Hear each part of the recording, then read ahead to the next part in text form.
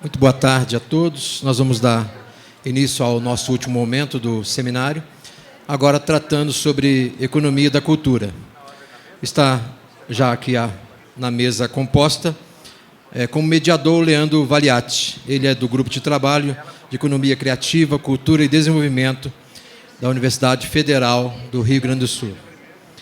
Temos também a Maria Alejandra Aspilaga Farina, do Chile, Ana Cecília Cissi Montilla Rugeles, do México, Federico Barbosa, do IPEA, e a Silvia Figuerucci, da Fundação Getúlio Vargas. Então, com a palavra, então, Leandro Valiati. Boa tarde. Agradeço também ao Ministério da Cultura pelo convite para mediar essa mesa. É um prazer estar aqui e com a possibilidade de ouvir intervenções, de fato, relevantes no que toca ao tema do seminário e, de fato, uma visão panorâmica, em que nós temos a possibilidade de enxergar as distintas abordagens que algumas experiências latino-americanas dão ao tema, e também temos profissionais de alta eficiência no que toca à aproximação ao tema de indicadores culturais na perspectiva da economia da cultura.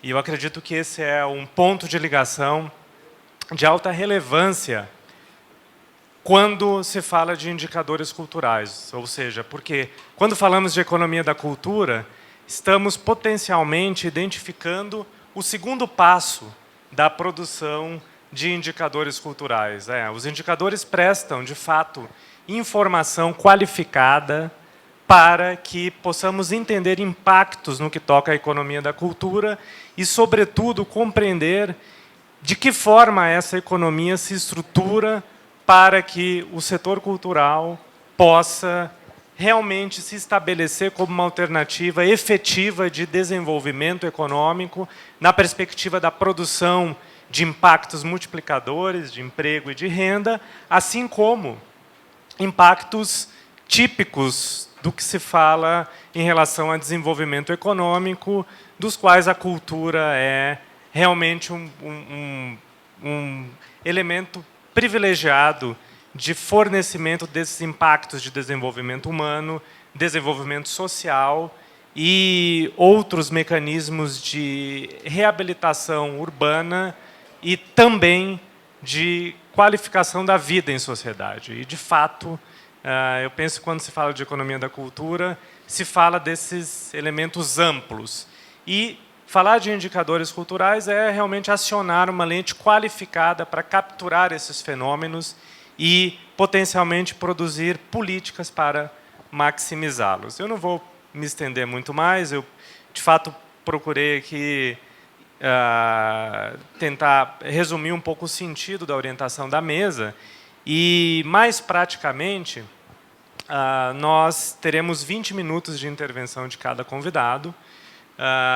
E depois desses 20 minutos teremos um tempo para as perguntas, encerrando a mesa às 16 horas.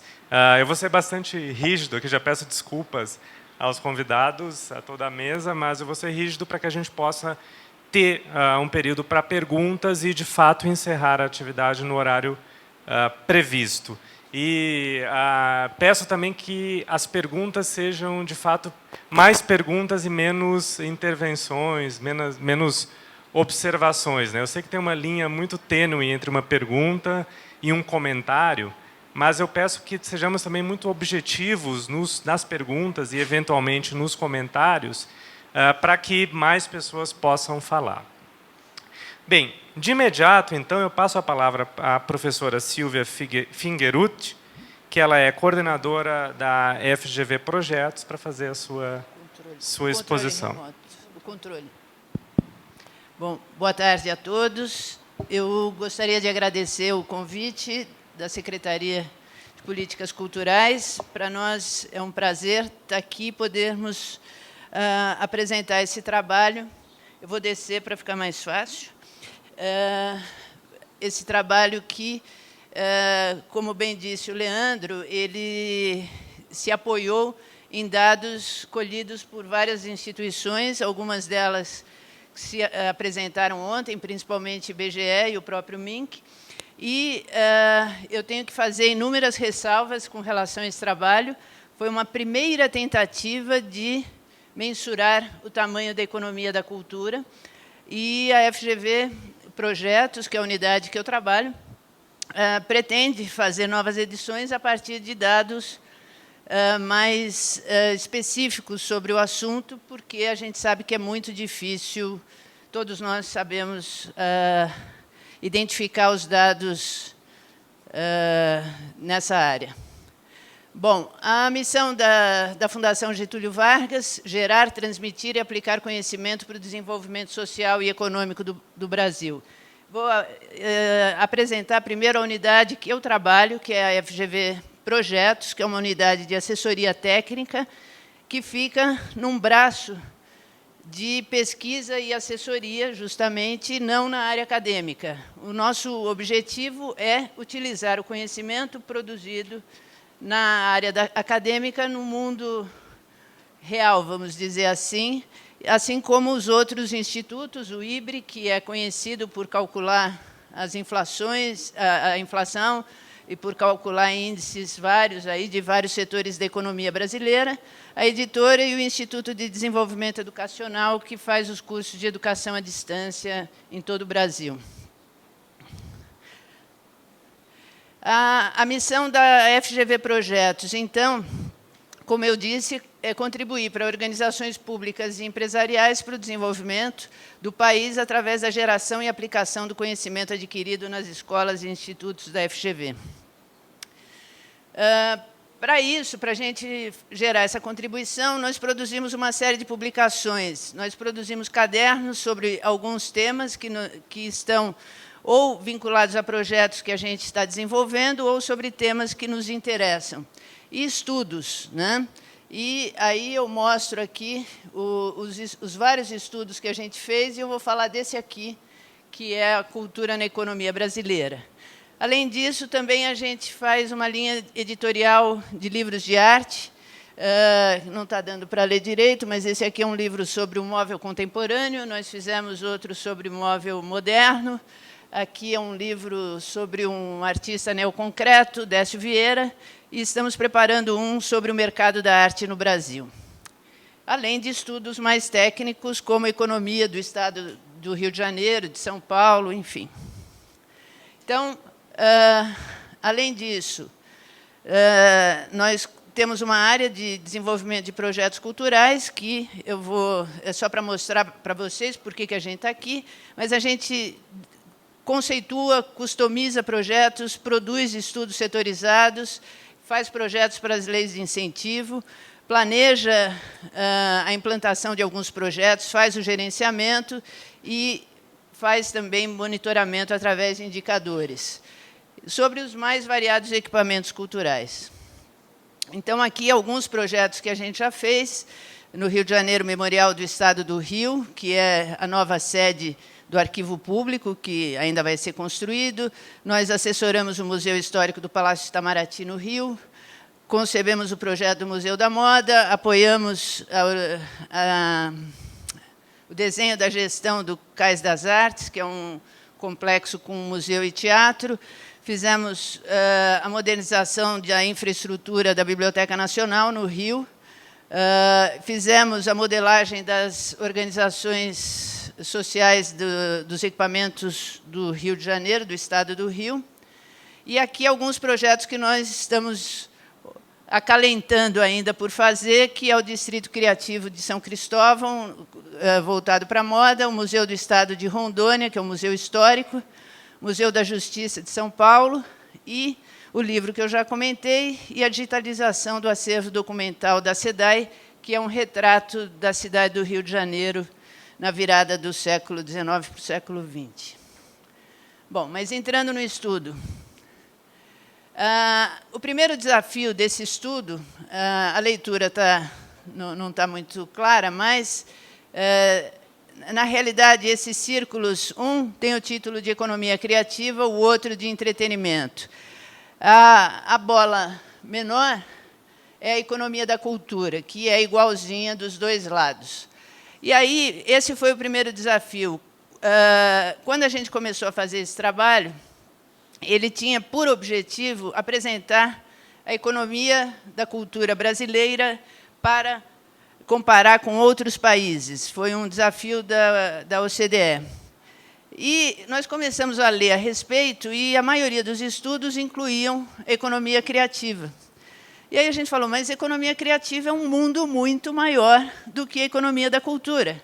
Economia criativa envolve, por exemplo, toda a indústria da televisão, a indústria publicitária, a indústria da moda, a indústria do design de objetos, e que, se a gente chamar isso de economia da cultura, a gente está inchando de maneira consistente. No nosso entendimento, a arquitetura também, né, estaria incluída nessa seara da economia criativa.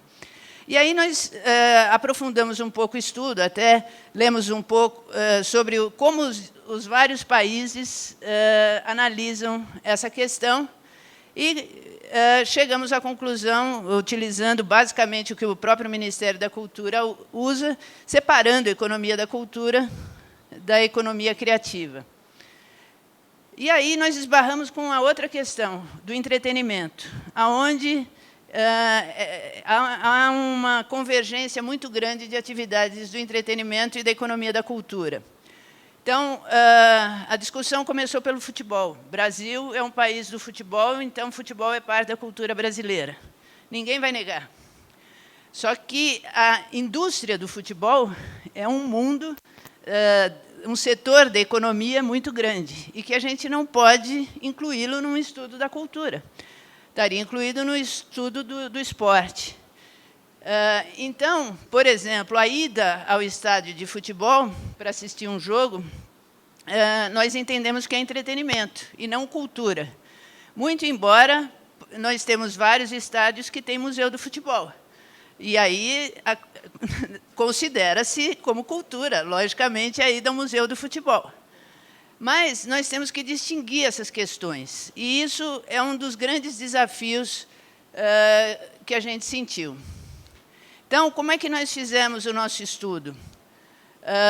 Com que dados que a gente podia contar de fato e que a gente pudesse acreditar que a gente não estava caindo em uma armadilha? Os gastos públicos, o mercado de trabalho e o consumo familiar. E aí a gente começou a verificar como é que a gente ia mensurar isso. Nas nossas pesquisas, nós esbarramos, além da definição da Unesco, num estudo feito pela cidade de Londres para as Olimpíadas, chamado World Cities Forum, onde eles categorizavam e agrupavam em alguns temas as práticas culturais. E nós achamos que era uma boa forma da gente apresentar o nosso trabalho. Então, isso aqui não é ciência, é uma forma de apresentar o trabalho. Eu não vou defender isso com unhas e dentes, é só isso que eu quero deixar claro. Então, o primeiro item é o do patrimônio cultural, né, e as instituições culturais, principalmente museus, galerias e os parques nacionais também, porque a maioria deles são preservados e, portanto, a visita a um parque tem um objetivo cultural. A vitalidade cultural e diversidade, e aí entendendo todas as festas populares e religiosas, além da vida noturna. Na questão do audiovisual, a ida ao cinema e produções nacionais e internacionais. E a gente considerou também que, no audiovisual, todas as produções independentes, ou seja, aquelas que são feitas para uma exibição em canais a cabo, mas que são produzidas no Brasil. E artes cênicas e música, então, como mensurar os teatros, edição de CDs, DVDs, download de músicas e as produtoras. E na área do livro e da leitura, número de bibliotecas públicas e privadas, festivais literários, feiras de livros, consumos de livros e literatura e publicações. E aí, para que a gente não se perdesse nesse estudo, nós fizemos algumas perguntas para tentar respondê-las. E a primeira delas é: qual o gasto público no Brasil no setor da cultura? E a outra, as diferenças geográficas e per capita do gasto público.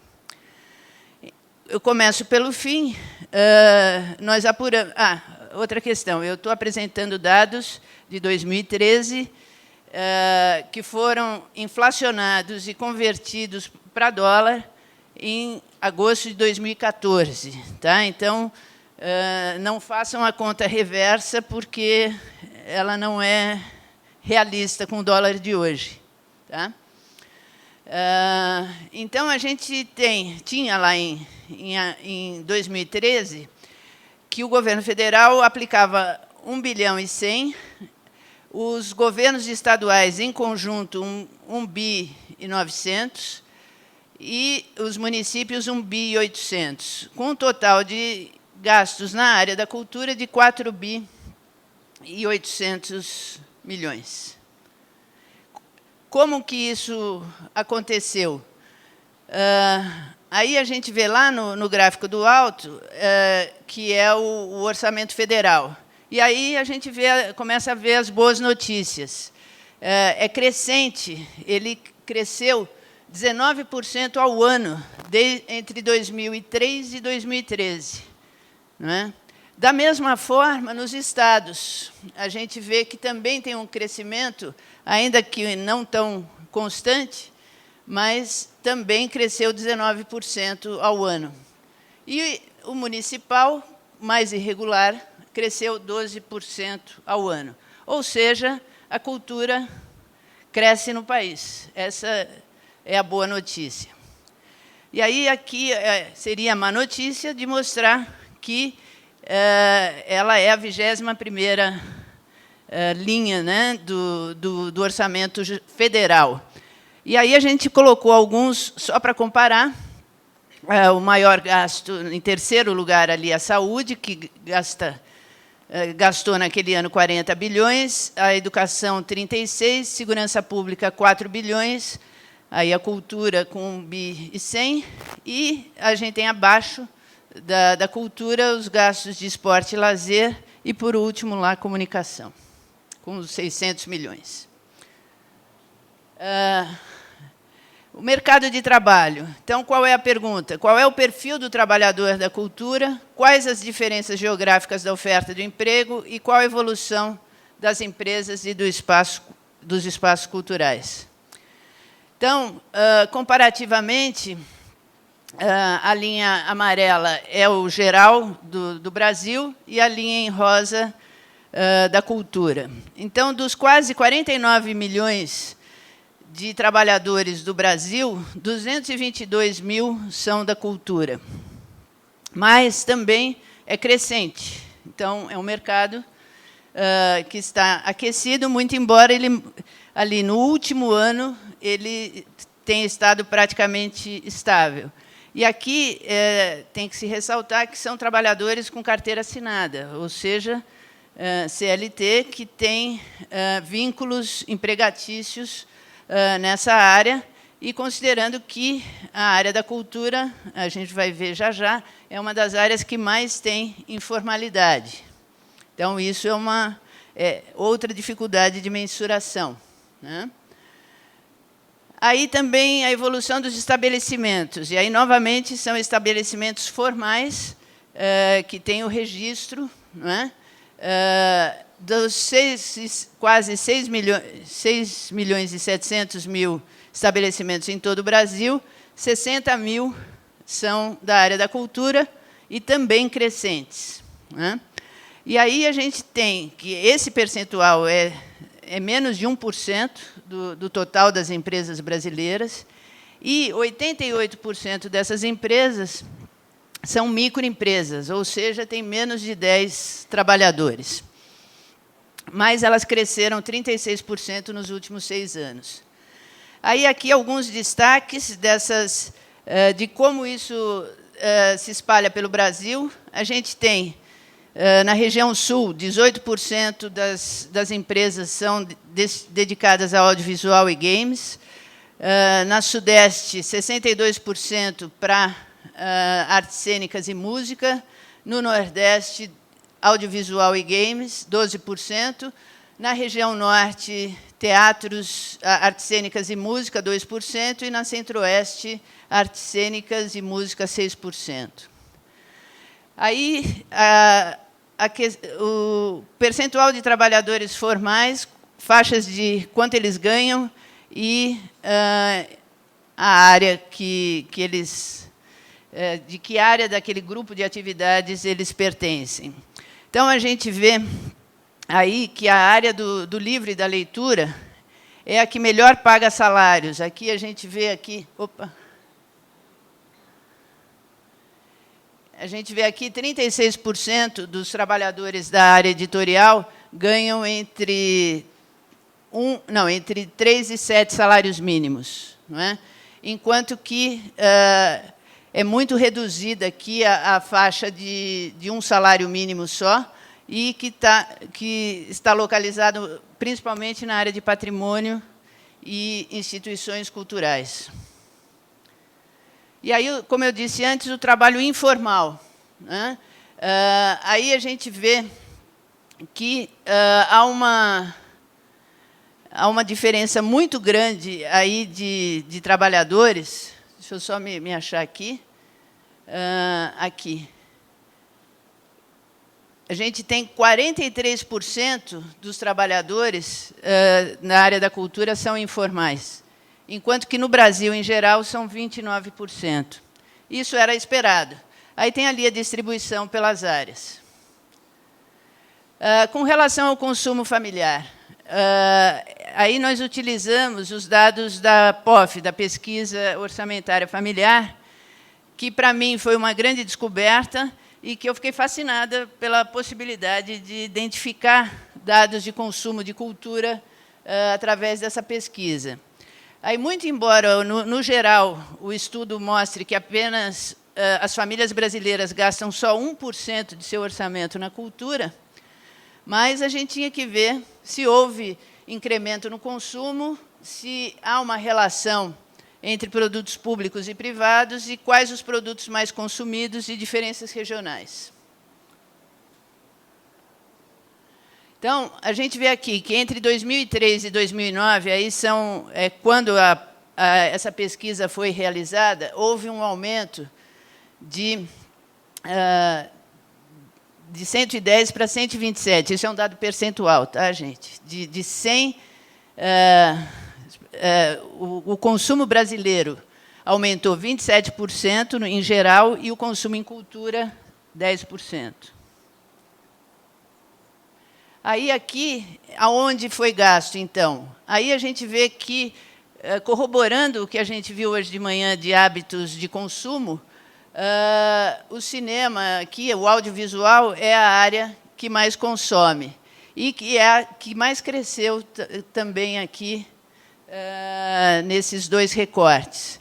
Enquanto que a gente tem... Mas a gente tem também aqui leitura, né? Não, aqui são as festas, e a leitura acho que essa... Está fininha aqui, olha, essa coisinha, essa bem estreitinha aqui. Mas ela cresce. Quando a gente faz só... Aqui da área de festas, né? A gente vê que essa área foi a que mais teve alteração, que mais cresceu. Em compensação, o livro foi o que mais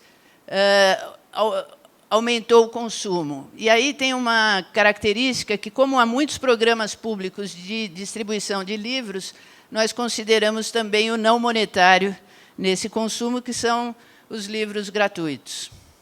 Já vou encerrar. E ali os dados de livros não didáticos, como é que é a evolução disso. E aí, estou chegando ao final, tudo isso não atendeu ao que nos era esperado. Ou seja, eu não consegui sair daquele valor dos gastos públicos que eu mostrei logo no início, eu não consegui aumentar e saber qual era a fatia do PIB que a cultura está consumindo. E aí nós fizemos esse estudo, onde a gente viu o que é contribuição direta da cultura, o que é a contribuição indireta e o que é a induzida. Tudo isso precisa ser levado em conta na hora de calcular realmente a contribuição da cultura para o PIB e para o emprego. E aí, os nossos colegas economistas fizeram, a partir de uma matriz insumo-produto, fizeram aí um cálculo que está na publicação que a gente fez, de qual é o valor agregado da cultura na economia brasileira. E aí a gente vê que é um valor de 13 bi, né, que inclui aqueles 4 bi que eu falei no início, e que corresponde a 0,6% do valor adicionado. E sendo que 67% são da área de televisão, rádio e cinema. E aqui não há o recorte que eu falei lá no início, que não é impossível recortar na indústria a parte só cultural. Então, é no total, né? E aí, só para comparar, o valor agregado de outras áreas da economia brasileira, a gente tem que, por exemplo, o transporte terrestre agrega 92 bilhões na economia brasileira, já telecomunicações, 64, educação pública, 44, privada, 42 bilhões. Então, essa é uma tentativa que nós esperamos que, com a conta satélite da cultura, com mais dados que vêm sendo coletados e organizados, a gente consiga, num futuro breve, fazer um novo estudo como esse, de maneira mais abrangente e com dados mais objetivos. E é isso.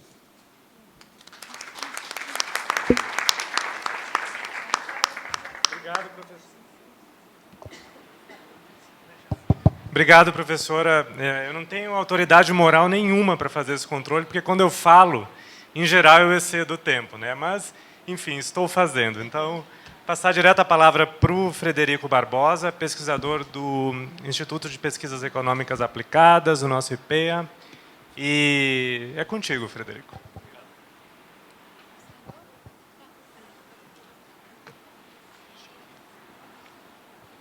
Bom, boa tarde, todos e todas.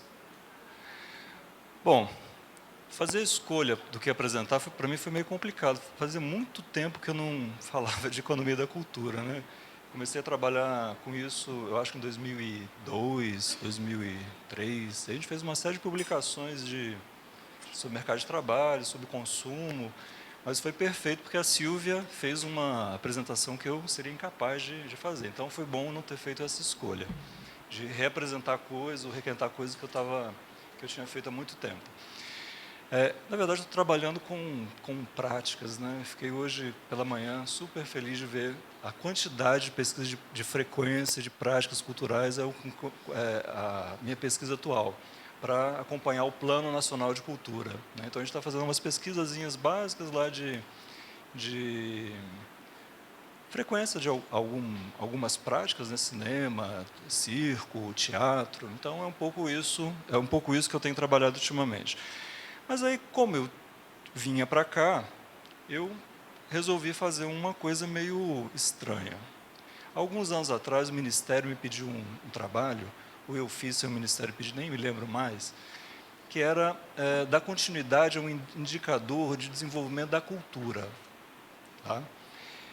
Naquele indicador, o que a gente fazia? A gente fez uma municipalização dos dados de trabalho, não é? Como o Silvio acabou de apresentar. Só que nesse caso a gente desagregou até o município. Então a gente sabia em cada município o que acontecia em termos de mercado de trabalho. E a gente também fez uma municipalização do consumo cultural. Então a gente fez essas duas coisas e ainda usou indicadores de equipamento para montar um indicador sintético para a cultura. Bom, eu não fiz isso, não é? De novo, já foi feito uma vez e aí, sei lá, não foi muito amado, o Ministério não gostou muito, sei lá o que aconteceu, não deu continuidade a uma apropriação desses indicadores, eu resolvi fazer uma outra coisa. Eu resolvi municipalizar de novo os dados de trabalho, só que dessa vez ficou só na municipalização dos dados de trabalho. Só que, nesse momento, ao invés do censo de 2000, eu usei o censo de 2010. Então, é um pouco disso que eu vou falar para vocês. E aí tem uma questão de fundo por trás dessa história, dessa municipalização. A gente fez uma avaliação, o Conselho Nacional de Política Cultural estava fazendo eleição, e aí a gente não tinha muito critério, né, porque a distribuição da cultura e os movimentos da cultura são muito complicados, né? Então, quando a gente faz uma votação nacional, a gente sempre imagina que o representante, ao ser eleito, ele vai ser um reflexo, não é, do nacional, ou do regional, ou dos estados e assim por diante. Ou seja, eu tenho lá um teatro e eu vou distribuir isso no território, e o teatro tem que estar representando o nacional e depois as outras instâncias territoriais. Tá? Então, esse era o pano de fundo. Eu tinha dúvida se era possível imaginar um tipo de votação. No caso da cultura, que é tão desigual, que tem dinâmicas tão diferenciadas na base do território, se era possível fazer esse tipo de representação ou representatividade espelho. Aí vamos lá brincar com os dados do censo. E aí saiu um pouco dessa reflexão aqui. Então, do que eu vou falar? Limite dos indicadores de mercado de trabalho, tá? Os usos do indicador para efeitos de política pública, os limites, de novo, mas tem um outro sentido aqui, a gente já vai nele, construção dos indicadores, resultados e algumas conclusões. Tá? Vai ser mais ou menos por aí. Bom, os indicadores aqui todo mundo, enfim, isso aqui faz parte do caminho da argumentação. Os indicadores são medidas numéricas que objetivam processos e fluxos complexos. O indicador é a ponta do iceberg de qualquer processo, de qualquer fluxo, de qualquer estrutura. Tá? Eu gosto muito de uma frase, todos devem conhecer aqui o Levi-Strauss, aquele antropólogo. Ele costumava dizer o seguinte, que quando a gente pensa em alimento, a questão toda não é a alimentação, é porque os alimentos são bons para pensar. Eu acho a mesma coisa dos números. Os números são bons para a gente pensar. Não é? A gente levanta um número, não é que é a ponta de um iceberg, é quase um ponto que toca o fenômeno de uma maneira muito, às vezes, até poética. Não é? Toca e se afasta do fenômeno, toca e se afasta do fenômeno, mas nunca é o fenômeno. Então, o indicador é bom para pensar. Tá? Então, daí que eu parto nessa reflexão. Tá? E já vou explicitar um pouco mais isso. Os indicadores são moedas de dois lados, sendo um deles uma expressão numérica e outro uma expressão conceitual. A interpretação de um indicador representa um vai e vem entre a expressão objetivada e um conjunto de assertivas teóricas. Isso já fez sentido para todo mundo, né? Apesar da maneira tosca de colocar, de escrever. Ou seja, eu tenho um indicador que é uma expressão numérica, mas ele é um conceito. E ele está ligado a um conjunto de assertivas teóricas. O que isso quer dizer? Quando eu falo de um indicador de trabalho, eu estou, de alguma forma, fazendo uma narrativa em torno de um número. Não é? O indicador cresceu, não é? Ele variou positivamente de um período para o outro, então cresceu, ou ele diminuiu, ou ele foi estável. Eu estou fazendo uma série de assertivas a respeito do comportamento daquele indicador. Eu não sei muito bem o que ele expressa, porque ele, no final das contas ele está, na verdade, ilustrando de uma maneira muito sintética um conjunto de fenômenos. Não é? Mas eu tenho alguma ideia sobre o comportamento do agregado que foi medido. Faz sentido isso? Então, essa é a ideia básica. Mas a gente tem que explicitar exatamente o que significa aumento do mercado de trabalho. Tá? Em que condições a minha assertiva é verdadeira? Em qualquer condição, aumento do mercado de trabalho na cultura é bom? Ora, se eu estou imaginando que é indústria cultural e eu estou lá na escola de Frankfurt fazendo uma crítica pesada à industrialização, homogeneização cultural, não é positivo. Tá? Se eu uso uma outra, sei lá, se eu imagino que a estrutura produtiva mudou e agora eu estou medindo a economia criativa. Se aumentou ou diminuiu, eu vou ter que ter alguma assertiva interpretativa para isso. É bom ou ruim? E mais importante do que é bom, o que é ruim, eu tenho que saber exatamente o que eu estou dizendo quando eu faço uma assertiva ou uma interpretação desse tipo. Tá? Bom, já vou chegar lá. É necessário uma tradução em linguagem interpretativa, mais ou menos o que eu estou dizendo. Aumentou, qual é o significado? O aumento pode significar uma coisa ruim. Vou só usar um dado, Silvio, que você levantou ali. Por exemplo, os dados de gasto do Ministério. É muito legal, quando pega no início da década de 90, quase tudo do Ministério era gasto administrativo. Quando você desdobra os gastos do Ministério na década de 2000, a maior parte dos gastos é finalístico. Em alguns momentos, os gastos administrativos, com previdência, com custeio da máquina, eles aumentam muito mais fortemente do que os dados finalísticos. Qual é o significado de aumento de gasto? A minha assertiva ela tem que ser mais clara a respeito desses agregados, do comportamento desses agregados. Faz sentido? Bom, então é isso. Eu tenho que fazer uma tradução em linguagem interpretativa, ou o que alguns vão dizer é linguagem natural. Né? Ao invés de linguagem de economista e de estatístico, é uma linguagem de gente, né? Como a gente. Né? Vamos lá.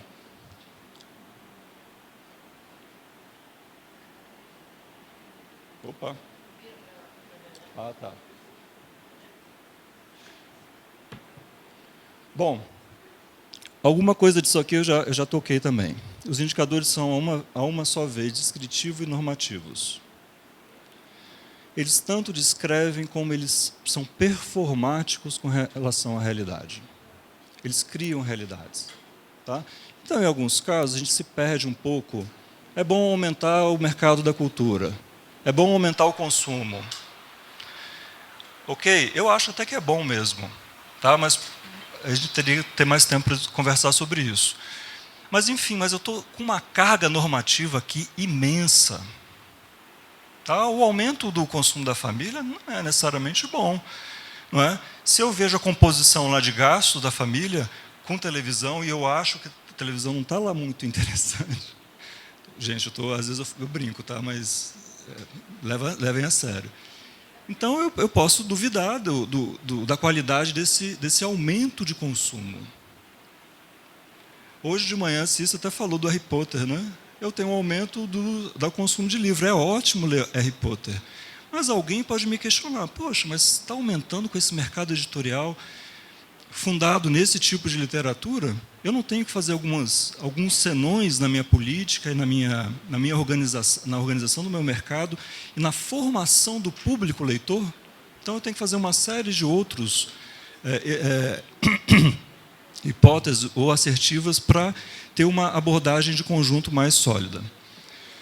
Bom, vamos lá. A delimitação precisa das medidas permite conferir aos indicadores usos controlados. O que eu estou dizendo aqui, olha só, parece que eu sou contraditório, e às vezes sou mesmo. O que eu acho bom no indicador e na narrativa em função do dado numérico? É que ele ancora uma certa objetividade.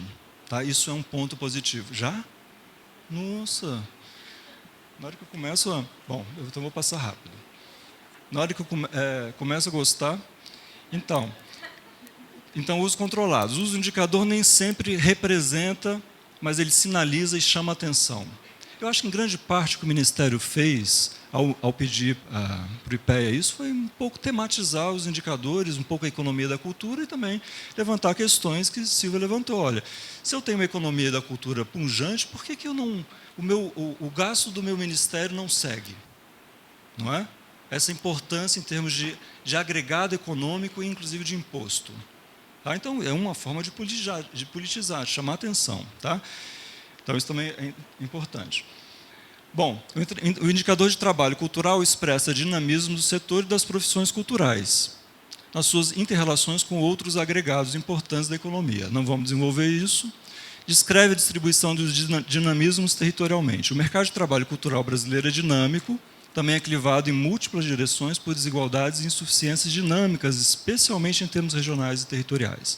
É um pouquinho isso que eu vou mostrar aqui para vocês. Rapidamente, tá, Leandro? Os intelectuais da cultura estão sempre certos em seus discursos prévios a respeito da cultura e dos poderes mágico-transcendentais de transformação e emancipação social. Segundo esses teóricos, o raciocínio estatístico tem o sentido da redução do fenômeno ético, filosófico e político da cultura aos mercados, ou aos mercados de bens simbólicos, algo com sabores capitalistas e neoliberais. Não concordo com nada disso, mas isso a gente escuta muito. Inclusive, teve um período que tinha um pessoal que falava que eu era neoliberal, porque eu lidava com estatística, e eu sou antropólogo. Então, assim, eu era a contradição ambulante, porque eu era estatístico, eu era economista, e, além de tudo, antropólogo, neoliberal, era a pior coisa no mundo carregar isso tudo comigo, né? Bom, também acusam as pesquisas estatísticas de positivismo, uma acusação opaca e sem sentido depois dos avanços das pesquisas no âmbito da sociologia e a história da ciência. Isso aqui não vou nem falar, depois a gente pode até conversar sobre isso. Os estatísticos também têm alguns problemas, né, com relação à própria narrativa, porque segmentam, classificam, agrupam, e às vezes esquecem que o mercado de trabalho, por exemplo, do circo, você pode medir o trabalhador do circo de forma pelas estatísticas, e ali naquele trabalhador do circo eu vou ter uma complexidade de cada atividade que não é capturada pelas estatísticas, pelo menos não as estatísticas gerais. A gente teria que fazer pesquisas específicas. E não é só no circo. Tá? Isso aqui por que eu estou dizendo, gente? Porque tem uma parte da cultura que é amadora. Tem uma parte da cultura que é multifuncional. Ela não é capturada pelo tipo de pergunta que a gente faz ao fazer pesquisas nacionais, ou pesquisas estatísticas de um determinado tipo. Bom, eu vou passar rápido para a gente ver. Essa aqui é a composição, eu fiz o recorte da municipalização do trabalho por dois critérios. Pela CBO, que são as profissões, né? São as ocupações, e pela CNAE, que é o setor. Tá? Eu tinha um amigo que gostava de brincar assim, olha, na CBO tá aquela famosa do teatro, a Fernanda Montenegro. Ali no outro lado, no setor, está a Fernanda Montenegro, o motorista. Então, é o setor aqui desse lado, e do outro lado de lá é a profissão específica, a ocupação. Bom, vamos aos resultados agora. Vai ser rápido, Leandro. Então, distribuindo isso tudo pelas grandes regiões. Olha lá, a população no Brasil distribuída pelas grandes regiões, Norte, Nordeste, Sudeste, Sul e Sudeste. O setor cultural participa na região Sudeste de 47,5%. Mas vejam só na estrutura regional como é que a coisa funciona. A metade da cultura está na região Sudeste, tá, em termos de ocupação. Um pouco menos do que a CNAE está como profissão, 45,7%. Mas olha só como é um pouquinho maior do que a população e é um pouquinho maior do que o mercado de trabalho. Olha o dinamismo interessante da cultura do ponto de vista aqui de qualquer região, mas do ponto de vista da região Sudeste em específico, para a gente ser mais rápido. Tá?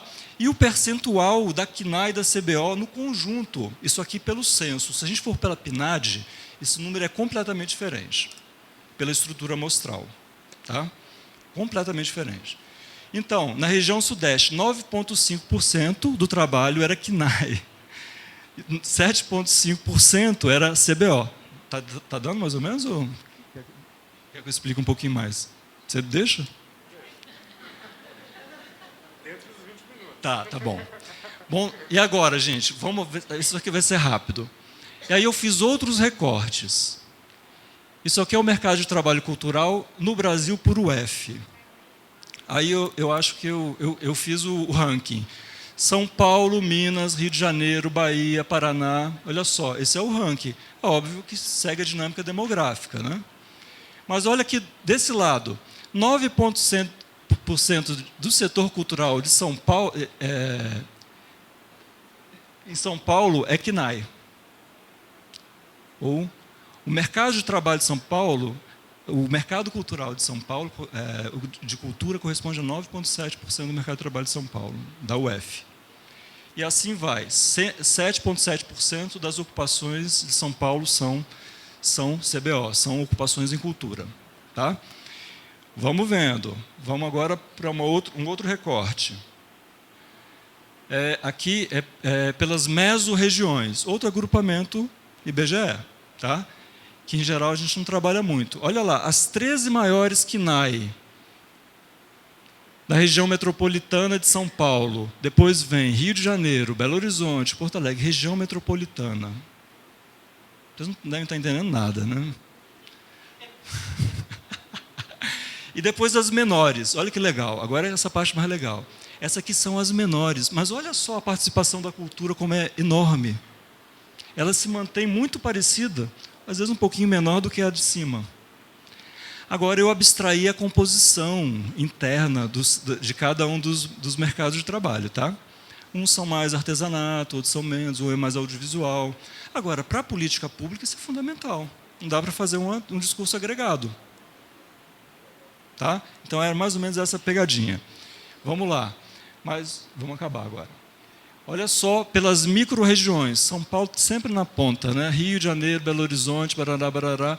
Mas olha só como a gente tem uma estrutura altamente concentrada. Até para fazer discurso sobre desigualdade, a gente tem que levar em consideração esse tipo de coisa. Não é? A Lei Rouanet concentrou... É claro, os caras que estão, pelo menos no mercado formal, estão lá. Não é? Como é que eu compatibilizo um dado de fato com um valor ou uma crítica, não é, de um outro tipo? Que é uma crítica mais ética, mais normativa e assim por diante. Bom, e aí eu vou chegar.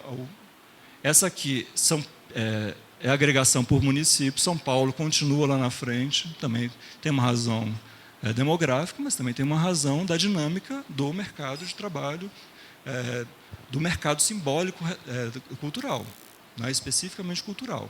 Tá? Bom, e aí a possibilidade de montar mapas com isso. Então, a KNAI, aquele lá, o primeiro caso, olha lá quando a gente faz pelo percentual, como é que fica desenhado o mapa do Brasil. As maiores participações relativas do mercado de trabalho nas micro-regiões. E aqui, a distribuição do ranking brasileiro. Os maiores e os menores. E aí a gente vai ter aqueles clássicos, né? Aqui é Belo Horizonte, aqui é Porto Alegre, micro-região, né? Aqui é Curitiba, aqui é São Paulo, aqui é Rio, aqui é Salvador, aqui tem um pequenininho que é Fortaleza, assim por diante. E a CBO, como é que fica? A mesma coisa, participação, só que aqui no município, né? No textinho que eu deixei com o pessoal do seminário, eu abri todos os mapinhas, tem uns 8 mapas lá. Tá? Dá para ver isso mais desagregado. Bom, gente, então, para finalizar, aqui o que eu tentei fazer? Pelo menos de uma maneira rápida, para não ficar repetindo o que eu já tinha feito e tal, né? Antes, né? Que os dados, apesar da gente ver aumentos, a cultura deu uma bombada, cresceu muito, agora caiu de novo, né? No último ano aí também a cultura, o que ganhou também perdeu, né? Mas enfim, ossos do ofício. Bom, evitam-se aqui majorações teóricas dos intelectuais da cultura, eu também acho que eu não sou, sem aceitar completamente as pressuposições do instrumento estatístico. A nosso ver, parte do trabalho cultural é amador e multifuncional. Construímos dados do mercado de trabalho na cultura, interpretando à luz da ideia de seus múltiplos desenvolvimentos regionais e territoriais.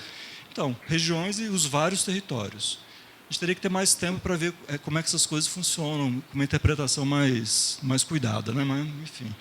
Conceitualmente, falamos de heterogeneidades, desigualdades dinâmicas, do desenvolvimento de mercado de trabalho culturais, sem majorações teóricas e acusações ideológicas, a respeito dos mercados culturais em geral e das necessidades de reinvenções e redescobrimentos do Brasil.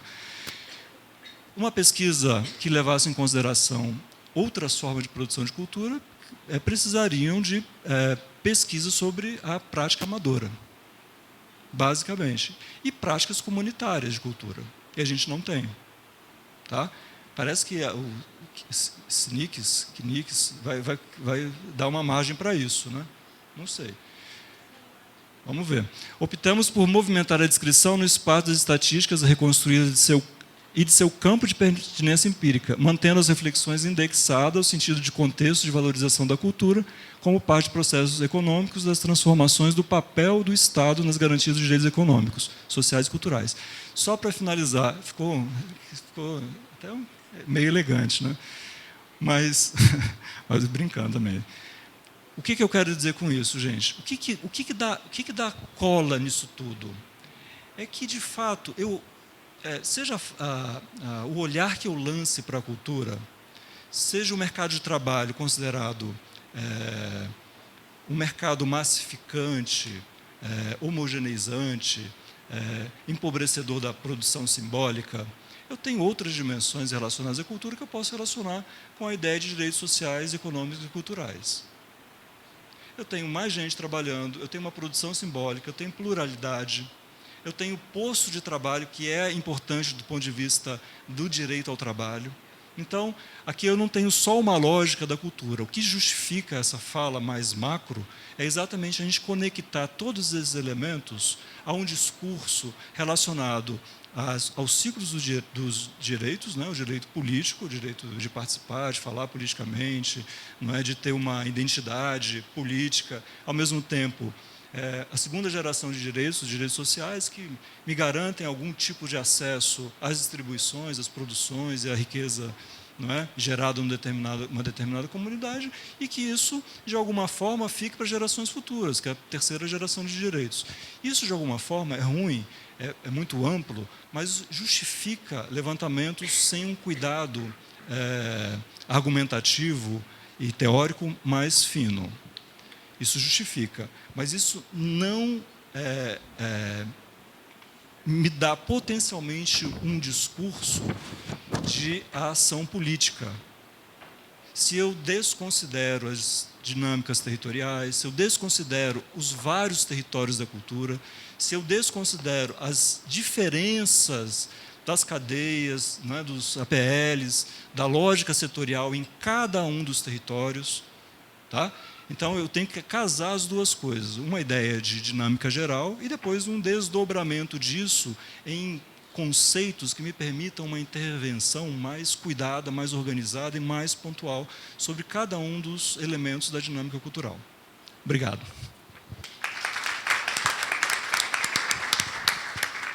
Sobraram 3 segundos, Fred. Quer mandar um abraço? Eu vou terminar a mesa certamente odiado pelos meus colegas, mas se eu não bancar os 20 minutos, o Ministério vai me demitir da função de mediador. Ao mesmo tempo, o público, se não tiver espaço para fazer perguntas, vai me pegar lá fora. Então, assim, realmente, que situação, né? Eu estou quase abandonando aqui, mas eu vou persistir, né? Ana Cici. Ana, então, é consultora dos sistemas de informações culturais do México. Então, sem mais delongas, passo a palavra para a Ana. Obrigado, Fred. Gracias. Amigo. Yuhu.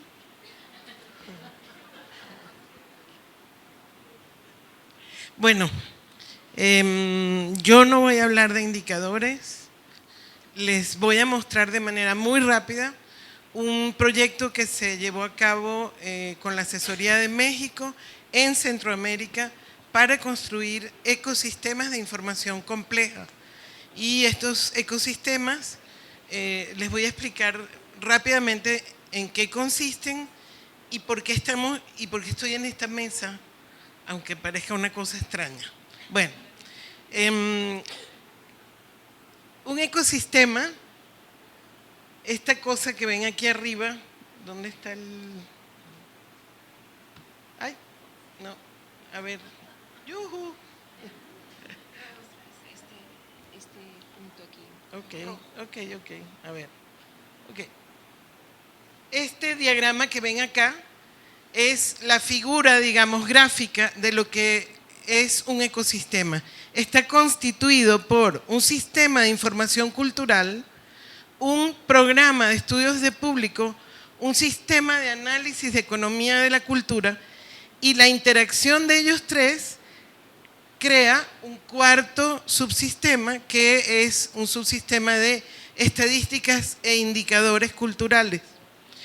todo esto está rodeado, y si no estuviera rodeado de estas redes, no funcionaría, de una red social que está compuesta por promotores, gestores, funcionarios, una red institucional que es la responsable de legitimizar la información que se sube al ecosistema, y una red de investigadores o una red académica que es la que explota la información que se sube al ecosistema.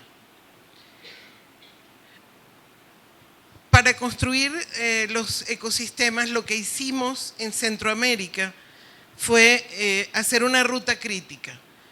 Esta ruta crítica, de manera muy rápida, lo que hacía simultáneamente era trabajar en la construcción de la información, gestionar esa información a través de software libre, etcétera, y construir estas redes de manera que pudieran conformar estos ecosistemas. Si voy demasiado rápido me paran, porque lo que no quiero es que me regañen. Entonces, ok, el primer componente, siempre tiene que ser el primer componente del ecosistema, un sistema de información cultural. ¿Qué es lo que contiene este sistema? Contiene directorios, contiene inventarios, planos, fotografías, cartografía, detalles de servicio. Si ustedes entran al Sistema de Información Cultural de México, eso van a encontrar. Encuentran una biblioteca, dónde está ubicada, qué servicios presta, qué horarios tiene, qué tipo de acervos tiene, etc. Está georreferenciada y tiene información de contacto, teléfonos, correos electrónicos, etc. Este sería el primer componente de ese ecosistema. Un segundo componente, que es el programa de estudios de público, nos permite, a través de las encuestas de prácticas y hábitos culturales, conocer la relación que tiene la gente con la infraestructura o con los programas. Y bueno, esto se hace a través de encuestas, grupos focales, etc. Luego, el programa de análisis de economía y cultura, que viene siendo la cuenta satélite de la que hemos estado hablando aquí desde ayer, y que nos permite saber cuál es el impacto que tienen las actividades culturales en el Producto Interno Bruto de cualquiera de nuestros países. Y la interacción de estos tres anteriores es la que permite generar indicadores y estadísticas. Es decir, que aquí el problema de cuál fue primero el huevo o la gallina no existe. Primero fue los sistemas que producen la información o generan la información. Y después que tenemos esa información, construimos indicadores y hacemos estadísticas. Esta propuesta de desarrollar ecosistemas se hizo desde México para la Agencia Española de Cooperación Internacional, porque la idea era hacer en una misma plataforma informática sistemas de información desde México hasta la Patagonia. Y nosotros comenzamos desde México hacia Centroamérica, y la idea era que el SIC Sur comenzara desde la Tierra del Fuego en sentido contrario para encontrarnos en un punto común y construir información que nos permitiera entendernos como un continente y no como hasta todavía seguimos siendo ahora países aislados unos de otros.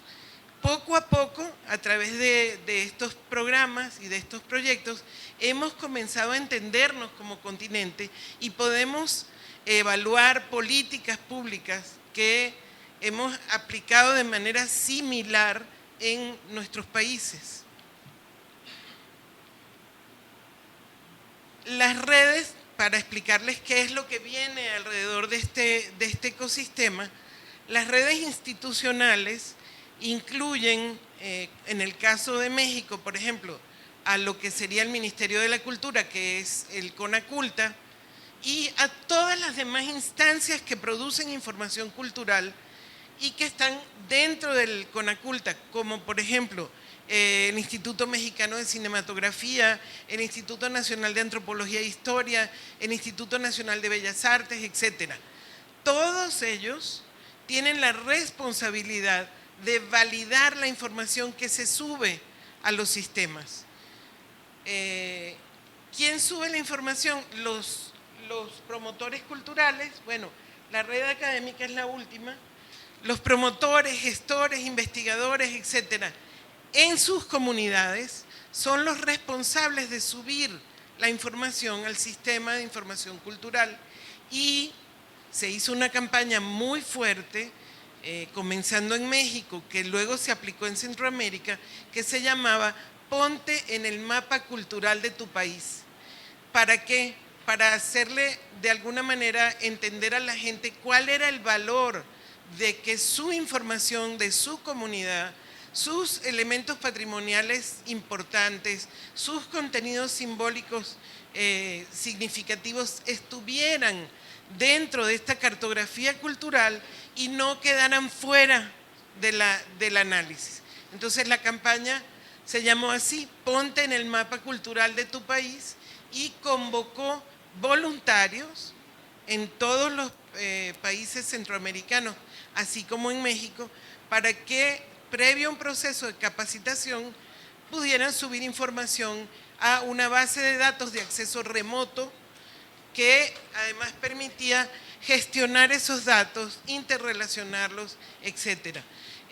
Todo el diseño informático se hizo en software libre y en cada país se capacitó igualmente estudiantes de las universidades más reconocidas que trabajaran en diseño de software libre.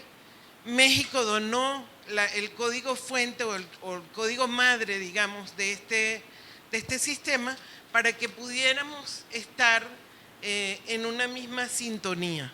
Entonces, promotores, gestores suben información, instituciones validan la información y la red académica explota la información y genera conocimiento.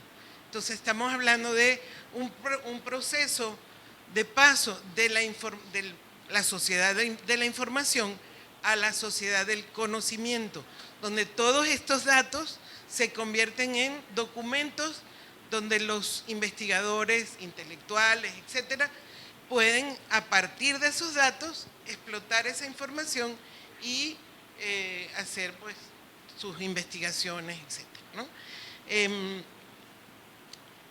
¿Qué pasó con este proyecto? Este proyecto se hizo originalmente para abrir 7 ecosistemas, es decir, uno por cada país centroamericano. Este proyecto se llevó a cabo desde el año 2012 hasta todo el 2012, 2011 y 2012, 2 años. Cuando comenzamos a hacer el diagnóstico, nos dimos cuenta de que Belice no iba a participar, aunque había dicho que sí, se retiró y no participó. Y en el proceso, Nicaragua se quedó fuera del proyecto porque en los primeros meses capacitamos 3 veces, 3 equipos diferentes de Nicaragua, porque cambiaban al ministro de Cultura y lo volvían a cambiar y él cambiaba al equipo después que ya lo habíamos capacitado. Entonces se quedaron fuera del proyecto. ¿Qué significa eso? Que solamente se hicieron 5 ecosistemas y de esos 5 ecosistemas sobreviven 4, porque el más importante y el primero que se hizo, que fue el de Guatemala, con el cambio de gobierno desapareció. Sí. ¿Qué pasó? ¿Y qué aprendimos? Aprendimos, por un lado, por el caso de Guatemala, que no debía hacerse el hosting con empresas privadas. Guatemala contrató una empresa privada a la que le pagaba cada cierto tiempo, mensualmente, anualmente, para conservar la información. Cuando cambió el gobierno, el nuevo gobierno decidió no pagar el hosting y ellos decidieron borrar todo. Desapareció el sistema. Primer aprendizaje, no se puede hacer eso. ¿Qué pasó con los demás países que sobreviven? Están en la web, los pueden ver. Todos hicieron el mismo proceso, fue simultáneo y se abrieron los 4 sistemas que todavía están funcionando al mismo tiempo. ¿Qué pasó ahí? Lo que hicimos fue generar alianzas entre las instituciones de gobierno y las universidades. ¿Por qué? Porque las universidades son más estables en los cambios que tienen, digamos, administrativos políticos. No son como el gobierno del Estado, etcétera, que si cambia de un partido a otro, de la noche a la mañana puede decidir que no le interesa generar información o lo que sea. Entonces, el primero que se abrió posterior a Guatemala fue el de Costa Rica. En Costa Rica se hizo el Sistema de Información Cultural. Inmediatamente se hizo la primera encuesta nacional de prácticas y hábitos culturales y en los siguientes meses se hizo la cuenta satélite. Es decir, que en Costa Rica se generó un ecosistema completo que está funcionando. ¿Qué pasó en El Salvador? Igual, El Salvador, y en el caso de El Salvador sucedió una cosa muy interesante por su misma realidad política, después de haber generado redes durante toda la época de la guerrilla y de los movimientos sociales, se generaron redes muy fuertes y estas redes, que eran redes políticas en principio, terminaron siendo redes de promotores de sus valores patrimoniales. En El Salvador fue muy rápida la recuperación de la información porque la gente entendía el valor que tenía recuperar la información y resguardarla. ¿Por qué? Porque se había perdido muchísima información a causa de la guerra. Entonces, aprovechamos ciertas circunstancias de ese tipo para poder potenciar digamos, ese plus que tenían ellos, ¿no? Entonces, en El Salvador, toda la recopilación de información fue extraordinaria, fue muy rápida. Es el sistema que se mantiene actualizado o mejor actualizado de todos, porque para ellos es un valor subir la información y no es una obligación como en otros casos. Ajá. ¿Qué pasó en Honduras? Honduras también hizo un desarrollo muy rápido de su sistema. Honduras se quedó en la encuesta nacional de prácticas y hábitos culturales y no hizo cuenta satélite. No sabemos si la harán en el futuro, pero aquí pasó una cosa muy interesante. A partir de este proceso, con los especialistas que estábamos trabajando allí, se generó todo un movimiento para construir un programa nacional de cultura de 10 años, como el de Colombia. Me parece que es importantísimo este proceso porque ningún otro país de América Latina, salvo Colombia que yo sepa, tiene un programa de 10 años con un presupuesto asignado. Es decir que no importa que cambie el gobierno, no importa que pase, no importa quién venga, ese programa se cumple y tiene un presupuesto que lo sustenta, que le da una estructura y que le da una certeza. Eso logramos hacer en El Salvador con este proceso. Panamá, que es el último, Panamá tiene el sistema listo, hubo un cambio de gobierno y el sistema está ahora en la Universidad Tecnológica de Panamá. Ya está listo, no lo han subido a la web, esperamos que lo suban dentro de poco, pero aquí pasó una cosa interesante también. A partir de todo el proceso de formación que hicimos para generar las redes, primero que nada, los panameños entendieron que haber sido un pedazo de Estados Unidos durante muchísimo tiempo les había impedido verse como un país con elementos propios, con cultura propia, etc. Cuando comenzamos a hacer el sistema de información, no tenían información de su propio país, no la tenían.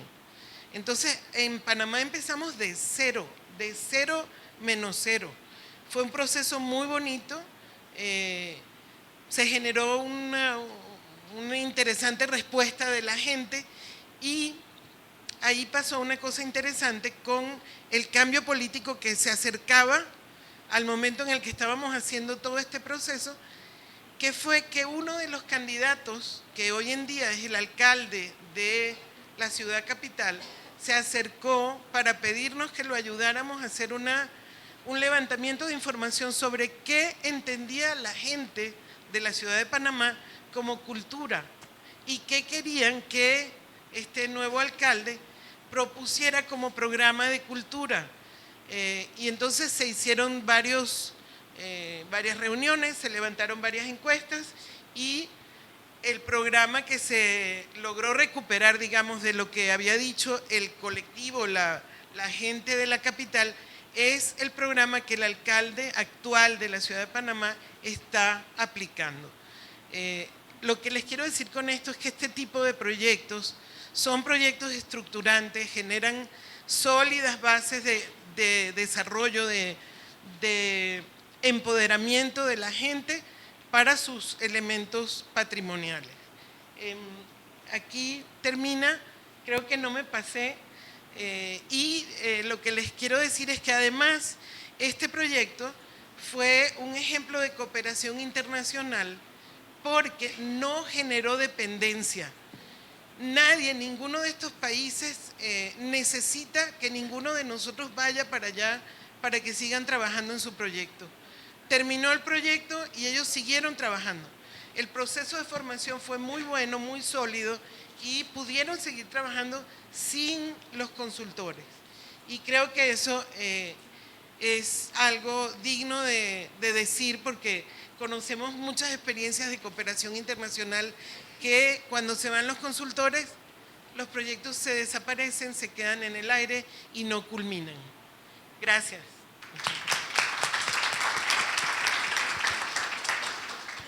Muchas gracias, Ana. Tienes 3 minutos para negociação. Então, passamos agora a palavra para Maria Alejandra. Ela é do Departamento de Estudos do Conselho Nacional de Cultura e Artes do Chile. Muy buenas tardes a todos nuevamente. Creo que soy la última presentación del seminario. Espero que no estén muy cansados. Ya que todos se pararon, los anteriores expositores también me paro. Todavía no tenemos mi presentación.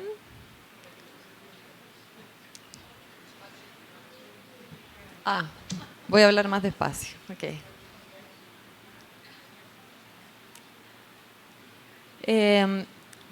Adelantando mientras que buscan la presentación, voy a hablar sobre voy a iniciar mi presentación con un estudio que se llamó Mapeo de las Industrias Creativas, que aquí les traje una copia. Se los voy a mostrar. Esta es la copia que voy a dejar acá. Está en internet, igual, gracias, mi ayudante. Voy a iniciar contándoles un poco lo que fue este mapeo de las industrias creativas para derivar en un tema que no aparece necesariamente en el estudio, pero que es una reflexión posterior y que creo que tiene relación con las presentaciones anteriores, así que creo que va a hacer sentido. Entonces tengo que ir pasando. El mapeo de las industrias creativas es un estudio que se inicia en el 2011 a partir de la incorporación al Consejo Nacional de la Cultura y las Artes, donde trabajo en Chile, de este nuevo concepto que era industrias creativas. Nosotros hasta ese momento hablábamos de industrias culturales y otras áreas no industriales o áreas artísticas. Dentro de las industrias hablábamos del libro, la música y el audiovisual, y todas las otras áreas quedaban definidas como áreas artísticas. En el 2011 se decide ingresar las disciplinas de la arquitectura, el diseño y el circo al trabajo que hace directamente el Consejo. El circo siendo una arte escénica que no era industrial, tampoco estaba dentro de las preocupaciones del Consejo hasta ese momento. Y es una actividad dentro de las artes escénicas que hoy día nos damos cuenta que es de las que más tiene consumo, sobre todo en zonas rurales, por lo tanto tenía todo el sentido incorporarlo. Con la incorporación de estas 3 nuevas áreas y la incorporación del concepto de industria creativa, decidimos entonces hacer lo que llamamos mapeo de las industrias creativas en Chile. Revisamos otros mapeos que se habían hecho, revisamos entre medio un mapeo que se había hecho en Colombia. Discutimos entre nosotros bastante qué estábamos entendiendo por un mapeo. El concepto mapeo lo veíamos como relacionado a mapas y por lo tanto pensábamos que tenía que tener bastante de información territorial. Y luego la verdad es que van a ver que el mapeo más bien se transformó, dado discusiones internas, como les digo, más bien en un estudio de una visualización de lo que hasta ese momento en Chile estaba ocurriendo con este tema de las industrias creativas. Lamentablemente el tema territorial pasó a segundo plano, lo retomamos después, pero todavía es un tema que está pendiente, cómo estas industrias se traspasan al ámbito regional. La publicación finalmente se hizo en el enero del 2014. Fueron 3 años finalmente de trabajo, primero con una consultoría externa, luego el trabajo se vuelve a traspasar al Consejo, nosotros revisamos durante un buen tiempo también y después le dedicamos bastante tiempo al diseño de la publicación, por lo tanto finalmente duró 3 años hasta que se pudo publicar. La definición de industria creativa que usamos, finalmente dejamos la de la UNESCO, que dice aquellos sectores de actividad organizada que tienen como objeto principal la producción o la reproducción, la promoción, la difusión o la comercialización de bienes, servicios y actividades de contenido cultural, artístico y patrimonial. De acá destacamos sobre todo el tema de entender que todas estas disciplinas a las que de aquí en adelante empezamos a llamar industrias creativas obedecen a un ciclo. Por lo tanto, y ahí también hay una larga discusión sobre si se les debiera o no debiera llamar industria. De alguna forma, una de las justificaciones de llamarla industria es que cualquiera de ellas podemos leerla como un ciclo que nace desde la formación para pasar a la creación, a la producción, al comercio, la difusión, el comercio y la adquisición, participación o consumo finalmente. Las disciplinas que incluimos eran todas las que salen acá, pero principalmente se trabaja con la artesanía, con las artes visuales, la fotografía, las artes escénicas en forma diferenciada, la danza, el teatro y el circo, con el mundo editorial, con la música, el audiovisual, la arquitectura, el diseño y los medios informáticos, que tienen un poco la misma distinción que veíamos ayer, que a ratos hablamos de medios informáticos y a ratos del concepto de nuevos medios, que es más bien el Consejo trabaja con nuevos medios más que con los medios informáticos. Tratamos también el tema de la radio y la televisión y los medios escritos que vendrían aquí en el mundo editorial tangencialmente de alguna forma, porque se relacionan con los sectores editorial, el audiovisual y la música. Y la publicidad también está incluida en forma tangencial. Eso significa que para algunos capítulos está incluido dentro de la suma de datos, pero en otros capítulos en que tratamos en detalle cada uno de los sectores están tratados solo los 12 sectores que para el Consejo eran los prioritarios. El contenido del mapeo finalmente se compuso de 4 grandes capítulos. Un primer capítulo que tiene datos económicos de cada uno de estos sectores. A ratos lo tratamos como industria en general y comparamos con el nivel nacional. A ratos vamos distinguiendo entre disciplinas para ver las diferencias que existen entre ellos. Trabajamos una descripción del funcionamiento de los ciclos culturales, que aquí tengo un esquema general, vamos a ver después un poquito más en detalle este tema, en que tratamos de ir un poco lo que les comentaba recién, partiendo por la formación y siguiendo hacia la creación, entender cómo funciona el ciclo con todos los agentes involucrados de cada uno de estos 12 sectores que consideramos prioritarios. Luego, un tercer capítulo en que hablamos sobre el aporte del Estado a la cultura, y ahí se revisa todos los servicios públicos que hoy día están desde sus distintas herramientas aportando al sector creativo. y vamos viendo entonces qué sectores son más apoyados por... Hay ciertas disciplinas que son apoyadas por varias instituciones públicas, que a veces existe un traslape entre ellas de actividad, otras que no son tan apoyadas, entonces vamos discutiendo un poco eso, las distintas herramientas públicas asociadas a estas distintas disciplinas. Y por último terminamos con un capítulo que en principio dentro de lo que hizo la consultora no aparecía, este capítulo de conclusiones. Pero al final, en algún momento nos dimos cuenta que teníamos que tener conclusiones, porque era un informe muy largo que tomaba muchas disciplinas y no habían conclusiones claras. Y eso fue un trabajo del final del proceso, pero que fue muy enriquecedor y parte de eso también es lo que les quiero comentar, el tema de las conclusiones. Voy a pasarme directamente, ya que ayer presenté un poco los datos económicos que manejamos, al capítulo número 2 de este estudio, que eran estos ciclos culturales.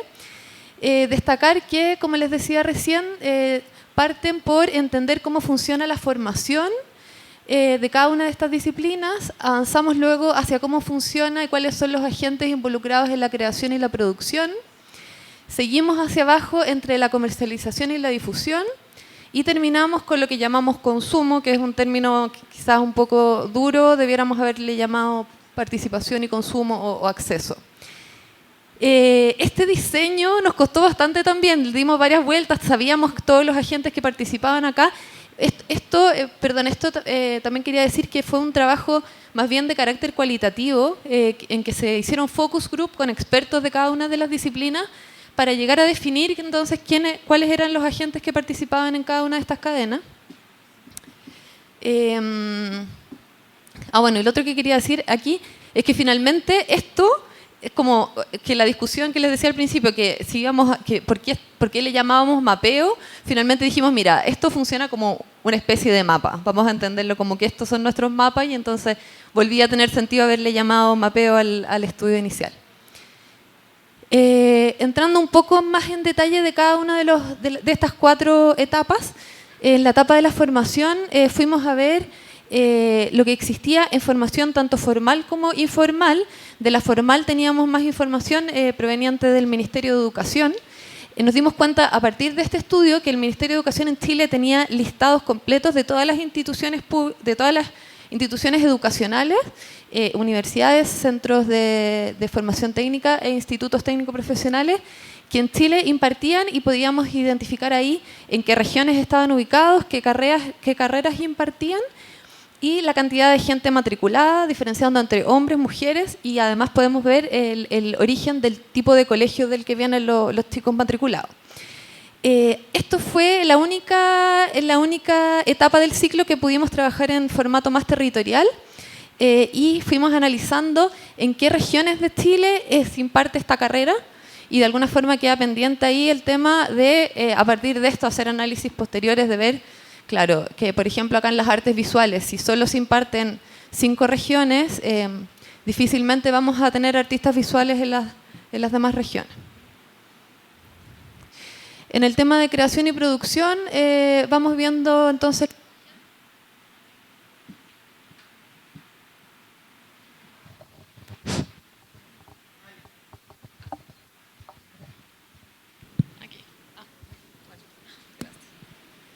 Vamos viendo... ¿Funciona? Sí. Vamos viendo... Ay, se me apagó todo. ¿Lo apagué yo? ¿O no?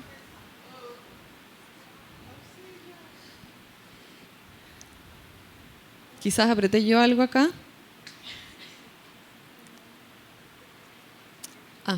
Ya, gracias. Ok. Pues bien.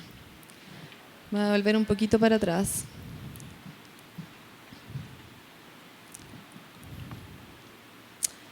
No quiere. ¿Es para allá? Ya. En creación y producción, entonces, como les decía, hicimos 2 ejercicios acá. Por un lado, identificar quiénes eran los agentes que estaban produciendo en cada una de las disciplinas. Acá, por ejemplo, a modo solo de ejemplo, en la audiovisual teníamos productores audiovisuales independientes, productores audiovisuales de tamaño pequeño, mediano y grandes empresas audiovisuales, que de alguna forma veíamos que podían seguir por 3 caminos, a pesar de que ayer conversábamos que a veces estos caminos no son exclusivos, sino que pueden empresas trabajar para ambos. Tenemos el camino de la publicidad, de la televisión y del cine, por ejemplo, en este caso.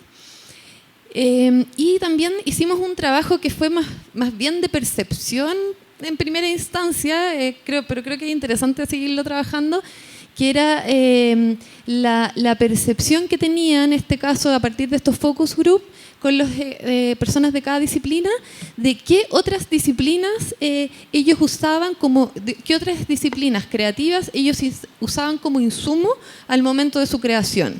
De alguna forma estábamos tratando de buscar relación entre disciplinas artísticas, tanto al momento de la creación como al momento de la difusión.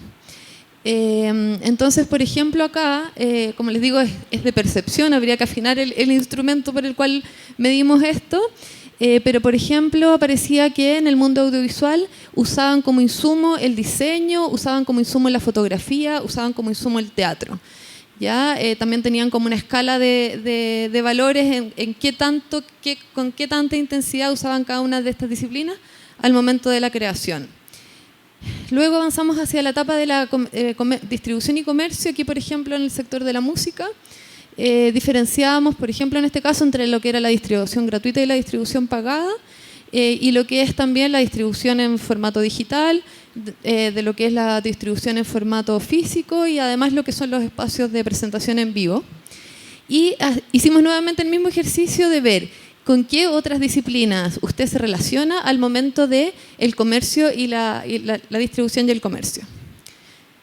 Buscábamos nuevamente entonces ir viendo las relaciones que existen entre disciplinas artísticas. Y para terminar, el acceso y consumo, acá trabajamos 2 conceptos también nuevos que de alguna forma iban apareciendo en el camino, que es a lo que llamamos consumo directo e indirecto, entendiendo que existe un consumo que es pagado por el Estado y un consumo que es pagado por la misma persona que accede, y un tercer tipo de consumo que le llamamos consumo intermedio, entendido como el consumo que hacen otros por ejemplo, en este caso de libro, que no necesariamente tiene un fin de producir un libro para la venta, sino que es como un consumo intermedio finalmente. Entonces, por ejemplo, en este caso aparecían instituciones públicas consumiendo o recibiendo apoyo desde editoriales para producción de libros de carácter interno, por ejemplo.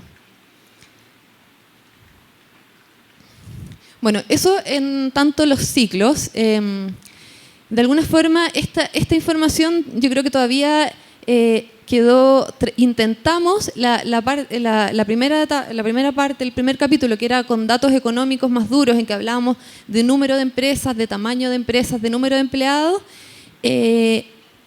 Quizás todavía faltó haber llegado a que este capítulo de ciclos se hubiera hecho cargo de esta información y haberla podido linkear directamente. Se intenta, digamos, pero no en todos los casos se logra. Son trabajos que se podrían ir perfeccionando en el futuro.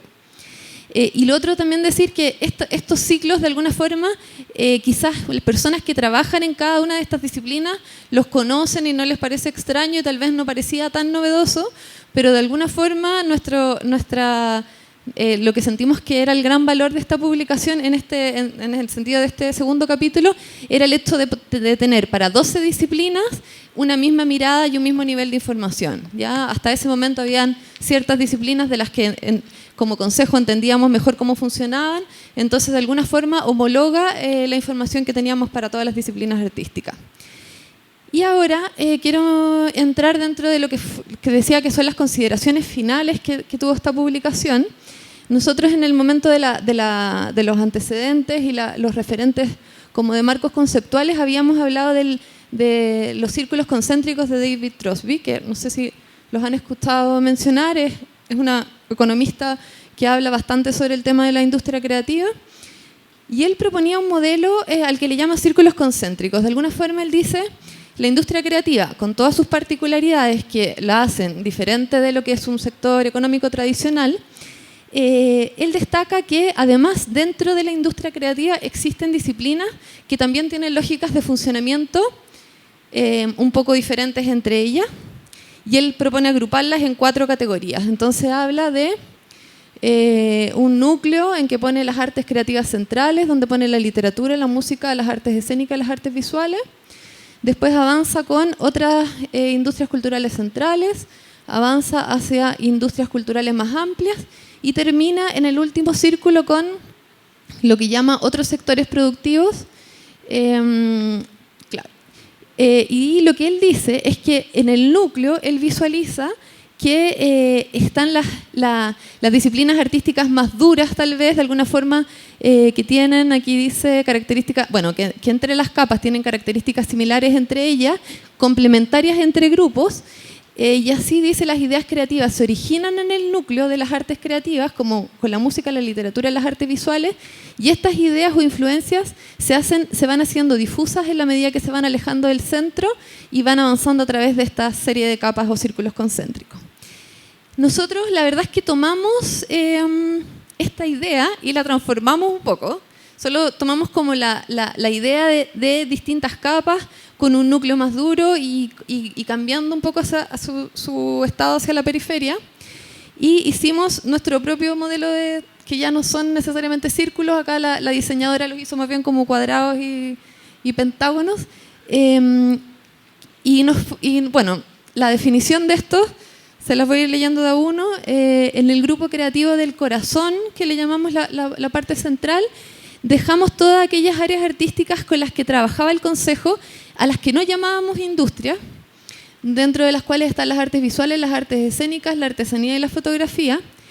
Y este grupo, la definición que quedó en el mapeo fue la siguiente. Dice: sector central, núcleo con fuerte contenido cultural y creativo, de bajo potencial e impacto económico, y que estaría compuesto por las artes escénicas, las artes visuales, la artesanía y la fotografía.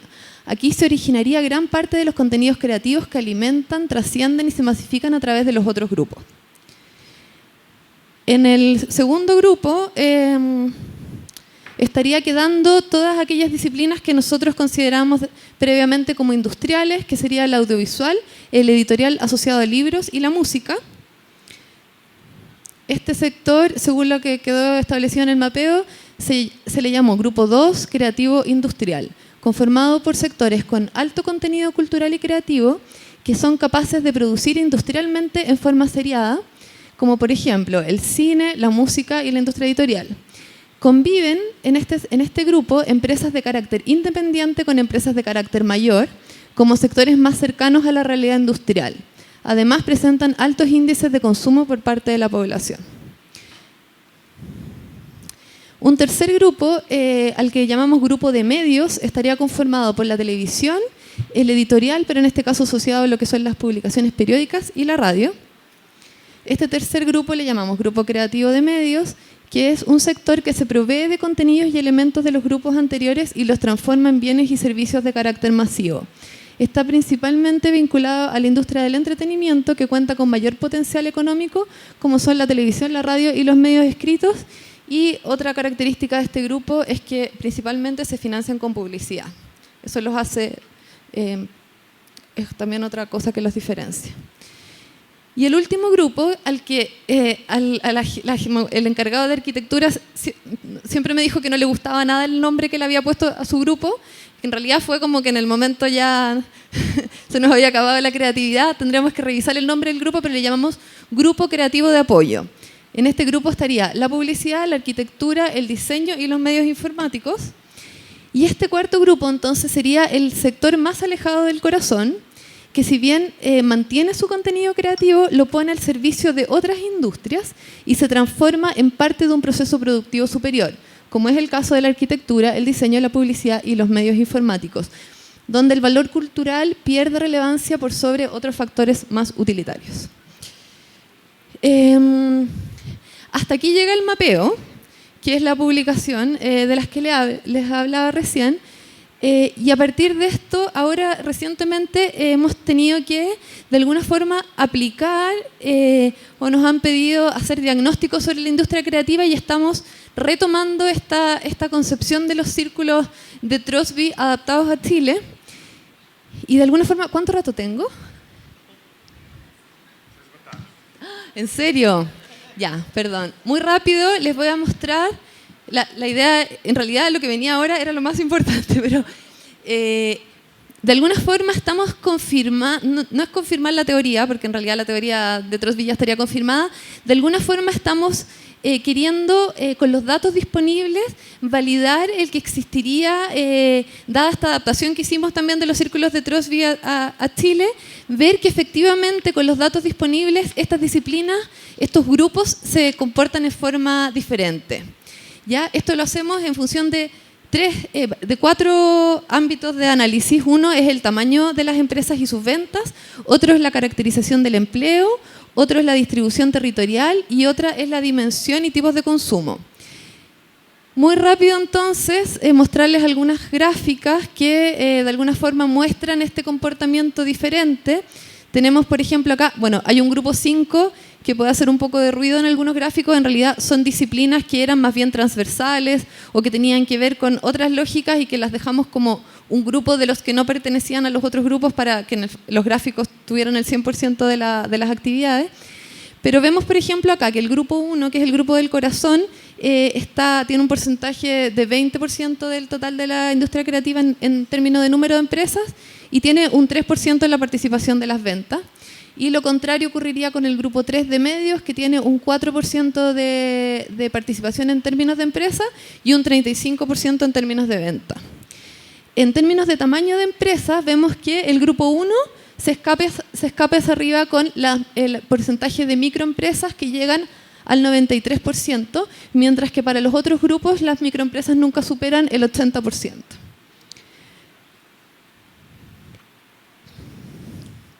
En términos de la calidad, el tipo de empleo, acá usamos de nuevo la encuesta Casen que les mostraba ayer, que había servido para dimensionar el empleo, y vemos que todas las primeras capas, que son todas las azules, nos muestran el trabajo independiente en sus distintos formatos, trabajo independiente formal y trabajo independiente formal, las de más abajo. Vemos que el grupo 1 tiene un porcentaje muy alto de trabajo independiente.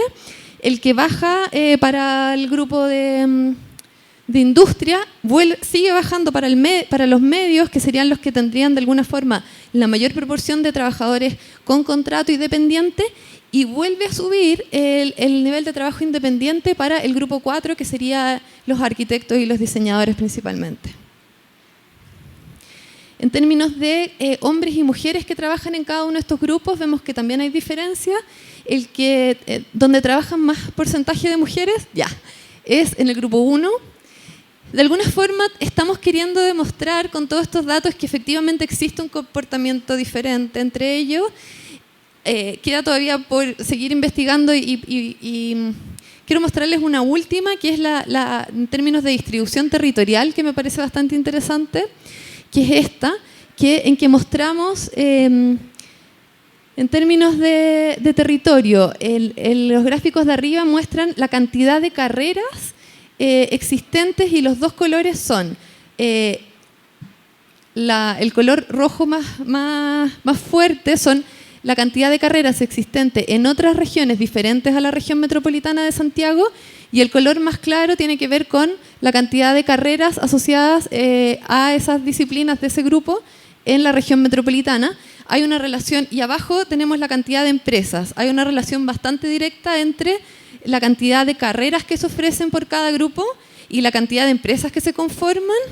Y es interesante ir viendo la relación que existe entre la distribución territorial que va existiendo asociada a la oferta de carreras y a la generación de empresas. Seguir investigando en ese tema también puede ser muy interesante. Ocurre, por ejemplo, en el sector de los medios, que si bien no se imparten necesariamente carreras en regiones diferentes a la región metropolitana, sí existe tendencia a que existan medios en todas las regiones. Entonces, hay algunas disciplinas, algunos grupos que serían más influenciados por la disponibilidad o no de carreras, del estudio de carreras en regiones, y otros grupos que, independiente de la existencia o no de carreras, mantienen su presencia en regiones. Y también cada uno de estos temas puede ser muy interesante. Y a partir de esto, ya no tengo más tiempo, pero la generación de políticas públicas, y ahí es, finalmente los últimos gráficos iban un poco hacia allá, la generación de políticas públicas, viendo, por ejemplo, las oportunidades, debilidades, fortalezas y amenazas por cada uno de estos grupos en forma diferenciada, podría ser mucho más acertada que tal vez tratar de mirarlos a todos en una forma semejante. Por un lado, destacar como las diferencias que existen entre grupos y por otro lado la necesidad de seguir investigando sobre la relación que establecen entre ellos. Y a partir de esa relación, tal vez vuelva a tener más sentido el hecho de llamarles industria. De alguna forma, el entender que la fotografía, por ejemplo, puede estar presente en muchas otras disciplinas como un apoyo y entender que entonces existen disciplinas que se ponen al servicio de otras que son de carácter mucho más masivo, que puedan difundir a las primeras, vuelve a tener sentido nuevamente tal vez usar el término de industrias para definirlo. Muchas gracias. Obrigado. Maria Alejandra. Bem, pessoal, eu fiz várias anotações e ia fazer alguns comentários para tentar chamar atenção para algumas ideias colocadas na mesa, mas não vou fazer, em virtude do tempo, para também permitir que a gente tenha, pelo menos, a possibilidade de ter uma rodada de perguntas. Eu, no fundo, só vou resumir essas minhas observações a uma pergunta provocativa, que é a seguinte: eu, como professor de economia, pesquisador há mais de 10 anos em economia da cultura, me faço muito a seguinte pergunta. Nós, economistas, temos uma lente quase que natural, que é observar os processos de uma maneira objetiva e reduzida em relação à realidade, certamente. E eu me faço muito a pergunta sobre em que medida nós não estamos transformando a produção de informações e indicadores para a economia da cultura num fim, quando, na verdade, se trata de um meio. E é uma provocação, porque, na verdade, esse é o meu trabalho também, né? Produzir a atividade meio quase como um fim. E porque eu acredito que um sistema de indicador, de informações, ele é um sistema vazio se ele não está conectado a indicadores e, por sua vez, esses indicadores não estão conectados a uma política eficiente e com o aprimoramento da capacidade do gestor público tomar decisões e também do empreendedor privado. Então, a minha pergunta é, em geral, e não precisa ser respondida, é mais uma provocação: será que a massa crítica que nós já produzimos no Brasil e na América Latina, e por que não no mundo, provê tecnologias para a tomada de decisão dos gestores e do mundo privado? Eu acho que é uma pergunta que tem que nos acompanhar sempre. E eu acredito que muita coisa que foi falada aqui ajudou a jogar luz nisso. Então, sem me alongar muito, eu gostaria de abrir então uma rodada de 4 perguntas. Eu acredito que nós temos tempo para isso, né? Uma rodada de 4 perguntas. Temos uma aqui. Por favor, peço só que seja objetiva, né? E se for um comentário, que ele tenha o tamanho de uma pergunta pequena. Objetiva. Boa tarde. Sou Vanessa Malheiro, de Belém, Pará, Amazônia. A primeira, uma pergunta a você, Cici, quando você falou sobre essa independência dos sistemas de cultura. E aí eu queria saber que metodologias, né, que tipo de empoderamento social, de metodologia, foi usada para que essas plataformas tivessem sua própria autonomia, né? Que metodologia social foi essa? Perfeito. Bom, obrigado. A segunda é o comentário sobre os dados que eu venho escutando desde ontem sobre a Amazônia. Né, me assustou os dados da Fundação Getúlio Vargas em falar que existe 2% de teatro, música e dança. Eu acho que a própria dificuldade da estatística de fazer seus cálculos talvez leve a esses dados da Amazônia. E a segunda questão é pensar que, de repente, o Sudeste ainda está criando aquele imaginário que a Amazônia é aquele local distante, né? que isso, aquele romantismo todo da Amazônia. né? Então, isso me preocupa, porque todos os dados referentes à Amazônia não representam a nossa realidade. Tá bem, Tá? Obrigado. Vamos à segunda pergunta, por favor.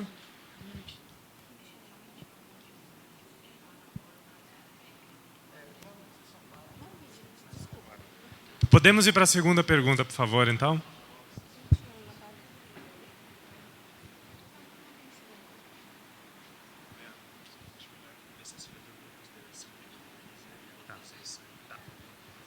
Bem, pelo que eu estou entendendo, a rodada terminou com uma pergunta e eu vou passar para a professora Silvia. Isso.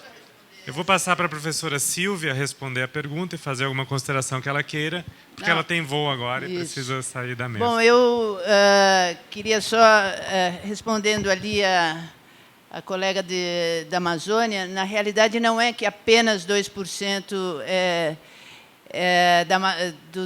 dos equipamentos são de espetáculo. Na realidade, é o que houve como acréscimo. Na realidade, eu lhe peço para ler o estudo, é só o que cresceu naquele período do estudo, tá certo? Então, é só isso que quer dizer. Houve e a área escolhida foi a única foi a que mais se sobressaiu.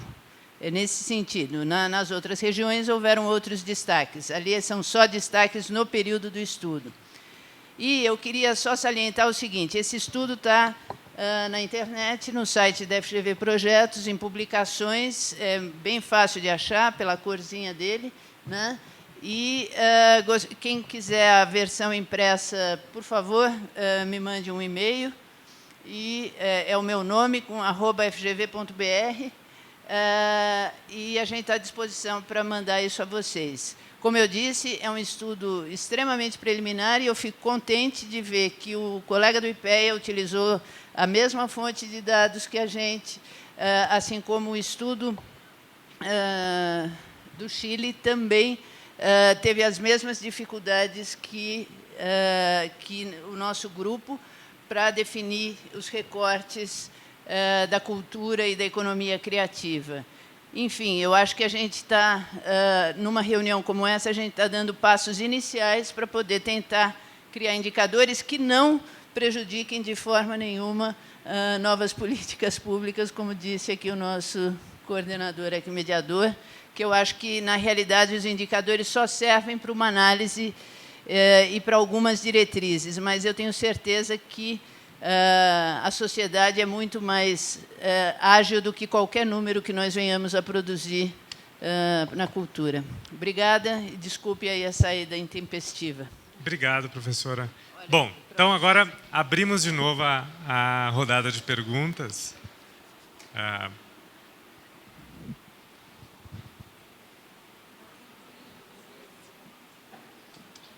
Bem, então passamos às considerações finais, já com a resposta para a pergunta que houve dos componentes na mesa. Começamos pela Ana.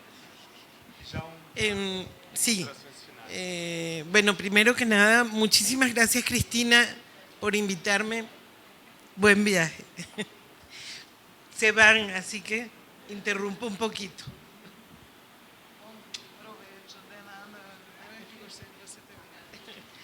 Bueno, y Vanessa, no sé si entendí bien tu pregunta, voy a intentar contestar.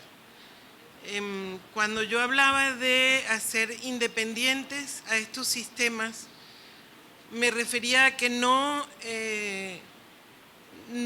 estuvieran ligados estrecha y indisolublemente a los gobiernos, sino que pudiéramos ampliar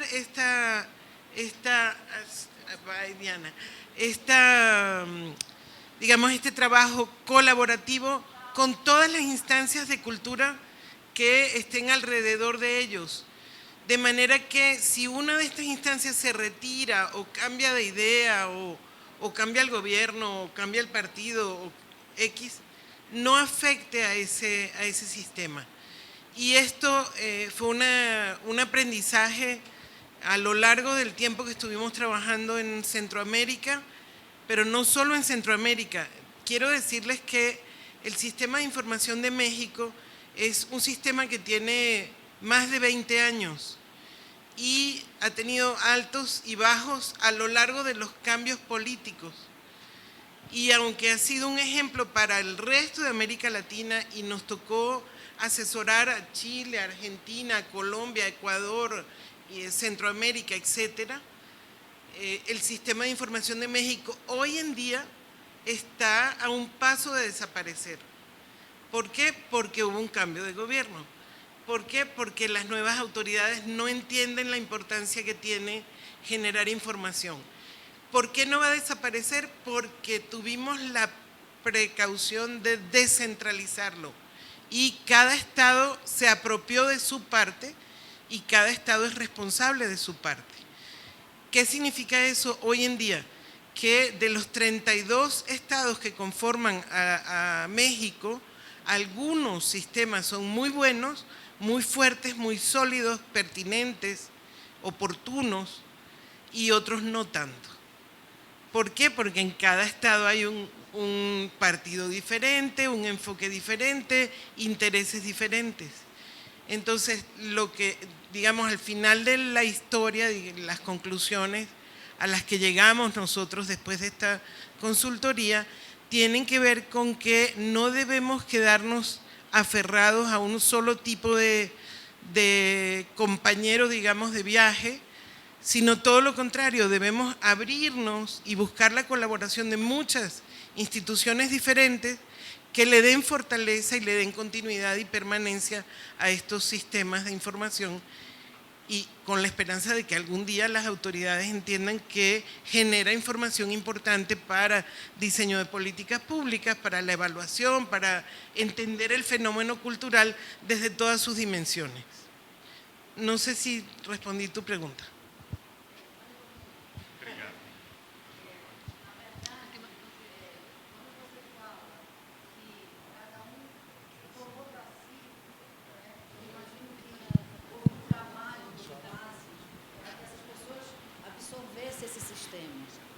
Entendes? Aquilo que a gente estava falando de fortalecimento, de sentimento de pertença, né? Então, de que forma isso foi abordado para a construção desse? É isso? Ok, para cerrar, solo decir que tenemos, mientras más cosas vamos teniendo, más datos, van apareciendo más cosas pendientes por investigar y más desafíos, ¿no? Entonces, aquí quizás la invitación que me la hago a mí misma y se la hago a ustedes es a seguir investigando en este tema que es un tema bastante apasionante y ojalá podamos ir compartiendo investigaciones y estudios, porque definitivamente debemos tener puntos bastante en común entre países. Eso, y muchas gracias por la invitación. Bom, obrigado, pessoas. Aprendi muito e agradeço a paciência. Até a próxima.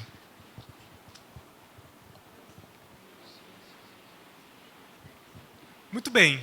Então, eu agradeço e parabenizo a mesa pelas exposições, o Ministério da Cultura. Vou agradecer aqui na figura do Leonardo Germani e parabenizar pelo evento. Foi um evento de fato, acho que muito importante, eu acho que marca talvez um novo momento no Brasil, do ponto de vista da estruturação, não do debate. O debate existe há bastante tempo sobre indicadores qualificados para a economia da cultura, para o setor cultural como um todo, mas acho que de tentar estruturar, né, um sistema nesse sentido. Então, eu agradeço também a presença de todos e encerramos a mesa aqui. Obrigado, Fred, obrigado, Ana, obrigado, Maria, a professora Silvia que saiu. Enfim, obrigado a todos e encerramos aqui.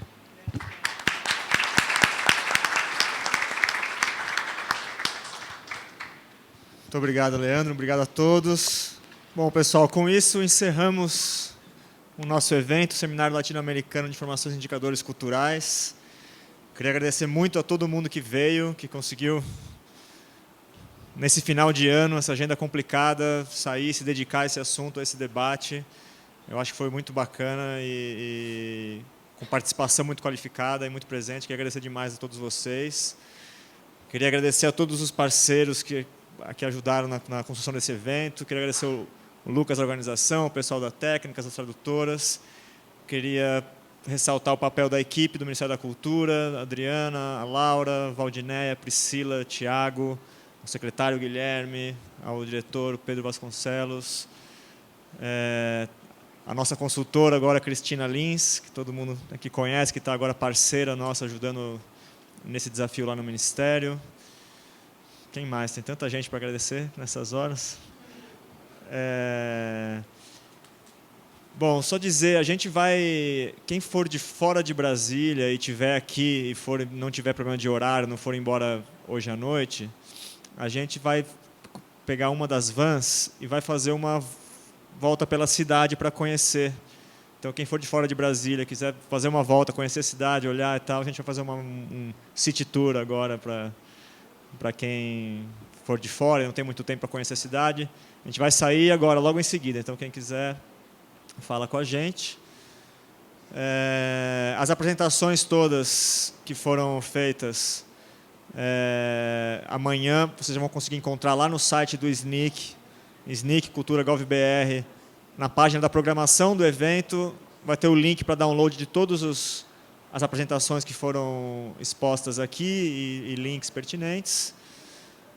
O vídeo do YouTube que foi transmitido ao vivo já está online, só que a gente vai publicar daqui a um tempo também os vídeos melhores, editados, bonitinhos, todas as programações. Por favor, entrem em contato conosco, caso tenham qualquer coisa para falar. Eu acho que uma das coisas mais importantes que a gente vem tentado fazer com esses eventos é criar a conexão entre as pessoas e uma rede de pessoas que trabalham, que discutem esse tema, e muitos gestores públicos, municipais, estaduais, mas junto com pesquisadores, junto com produtores, para que a gente tenha aí um movimento constante nessa área, que a gente possa colaborar e se ver cada vez mais. Espero que ano que vem a gente faça pelo menos um outro evento internacional como esse, e 1 ou 2, pelo menos, eventos nacionais, como a gente fez esse ano também. E contamos com a presença, com a colaboração e a divulgação de vocês para fomentar essa rede e deixar as coisas acontecendo. Então, se vocês quiserem divulgar eventos que vocês forem fazer localmente ou qualquer outra ação e quiserem a nossa ajuda para acionar essa rede que participou desses eventos, por favor, façam, entrem em contato com a gente. A Adriana quer falar alguma coisa. Oi, gente, alguns recadinhos. Nós vamos oferecer um coffee de encerramento. Eu não recomendo quem vai sair às 8, às 9, às 10 de ir no City Tour. Gostaria de recomendar, mas não recomendo. Recomendo que quem quiser que tenha voos mais tarde ou amanhã, porque hoje a cidade está um pouco complicada. E o último recado prático é quem veio como convidado pelo MINC, favor mandar os bilhetes para snic@cultura para ajudar a gente na prestação de contas e para que em outra ocasião a gente não tenha problema para trazer. Estamos à disposição, snic@cultura, e acho que era isso só mesmo. Agradecer a presença de todo mundo. Obrigada.